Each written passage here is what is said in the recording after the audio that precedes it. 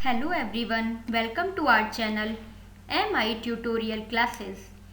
यह चैनल आप लोगों के लिए एक ऐसा प्लेटफॉर्म है जहां पर आप वीडियोस को देखकर कॉम्पिटिटिव एग्ज़ाम्स जैसे कि टैट, सी टैट, सुपर टैट आसानी से क्लियर कर सकते हैं।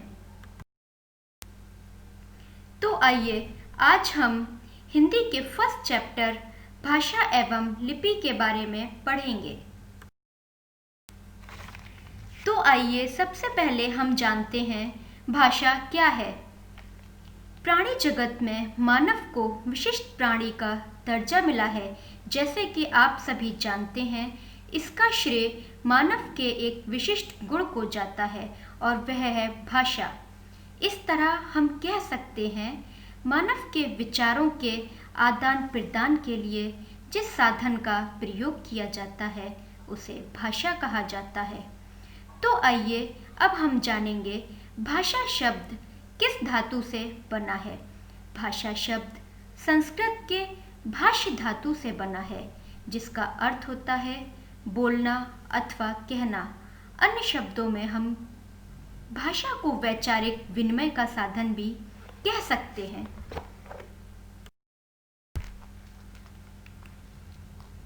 तो विचारों के परस्पर संप्रेषण के लिए भाषा रूपी साधन का प्रयोग मानव कई प्रकार से कर सकता है, जैसे मौखिक प्रयोग, लिखित प्रयोग व सांकेतिक प्रयोग।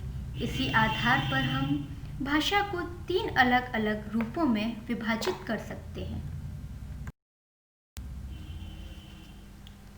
मौखिक भाषा वह भाषा है जिसका प्रयोग हम अपने जीवन काल में सबसे पहले करना सीखते हैं, इसलिए इसे भाषा का मूल रूप कहते हैं। बहुत सरल शब्दों में हम लोग कह सकते हैं कि बोलकर प्रयोग की गई भाषा मौखिक भाषा कहलाती है। अन्यथा हम कह सकते हैं भाषा के जिस रूप का प्रयोग हम स्वरतंत्री व वाणी की सहायता से करते हैं वह मौखिक भाषा होती है। इस भाषा को हम लोग संरक्षित नहीं कर सकते, क्योंकि भाषा का यह रूप मूल तो है परंतु अस्थायी है। भाषा का दूसरा रूप होता है लिखित भाषा। भाषा का वह रूप जिसमें विचार विनिमय के लिए हम लिखित चिन्हों या संकेतों का प्रयोग करते हैं उसे लिखित भाषा कहते हैं। लिखित भाषा सदैव मौखिक भाषा के उपरांत ही सार्थक हो सकती है। लिखित रूप भाषा को स्थायित्व प्रदान करता है।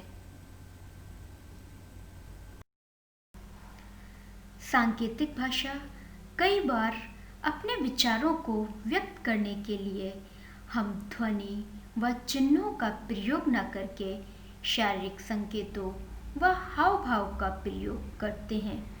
भाषा का यही रूप सांकेतिक भाषा कहलाता है।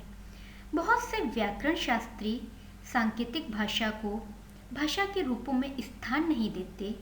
इसके पीछे उनका अपना तर्क है कि शारीरिक संकेत विकृत अर्थ संप्रेषित कर सकता है।